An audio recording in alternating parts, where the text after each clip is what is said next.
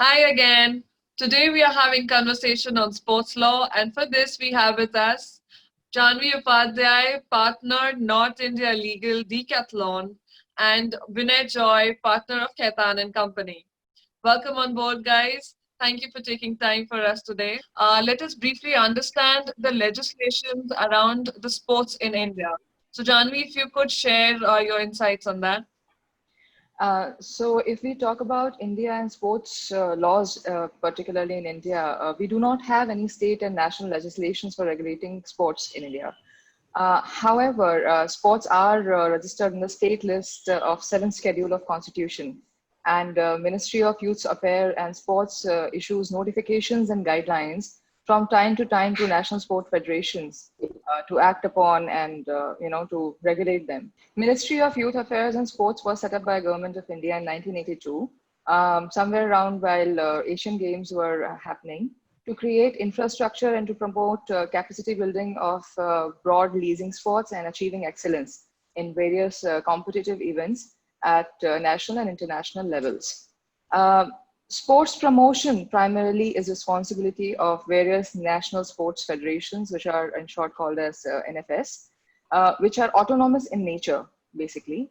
These organizations are responsible for entire sports management, event, and broadcasting. Broadly, when we talk about the laws which govern and regulate sports in India, or authorities rather, we would talk about Sports Authority of India, National Sports Policy, Sports Law and Welfare Association of India, and Sports Broadcasting Law in India.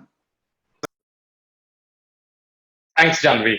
I think just from my viewpoint as a practitioner or someone who sort of does deal with it on a day-to-day level sometimes, I think what I practically find is that a lot of these laws that Janvi gave you an update on were really to talk about setting out the framework, but the actual laws that apply are more in the nature of regulations framed by the various bodies, that regulate a particular tournament or a sport. So, for example, if we take up the case of football in India, you have of course, FIFA is the international body that has laid down all the rules in relation to the sport in general.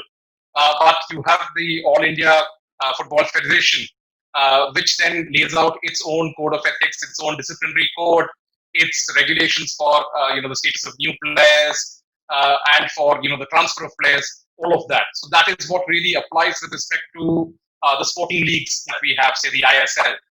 Um, on the cricketing front, for example, again, you have the MCC laws of cricket, which govern the game as such. But then you rely on both the ICC and the BCCI's regulations that are framed.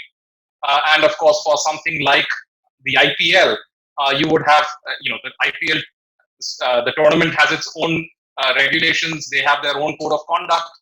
So those are actually the sort of the framework of the rules that really apply on a more day-to-day level.